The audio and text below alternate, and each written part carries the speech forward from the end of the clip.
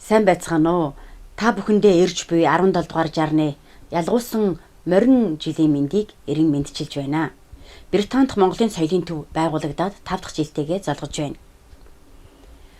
Бидний гол зорилго бол монгол хэл, соёл, зан заншлаа ирээдүйн хойч үедээ өвлүүлэх явдал юм.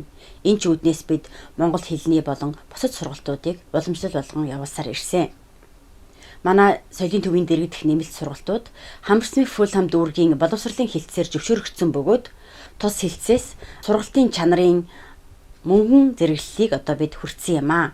Ингээд 2014 оны Монгол хэл англи хэлний сургалт маань Хамарсмит Фулхам дүүргийн харьяа West Kensington Hall-д 2 дугаар сарын 8-наас эхлэн хагас өдөр бүрийн 2-4 цагийн хооронд хичээлж эхлэхээр болоод байна. Сургалтыг боловсролын тэргүүний ажилтан, сургам хүмүүжүүлэгч, багш, нар мандах удирдан явуулах болно. Эцэг эхчүүд та бүхнийг эх орныхон гэрэлд ирээдүйн эзэд болсон үр хүүхдүүдээ монгол хэл, англи хэлний сургалтанд өргөнөөр хамруулахыг урьж байна. Та бүхэндээ сар шний мэнд хүргэе, сайхан шинэлээрэ. Сайн байцгаана уу? Намайг нар мандах гэдэг. Би Их Британи улсын Монголын соёлын төвд 2010 оноос эхлээд монгол хэлний багшаар ажиллаж байна.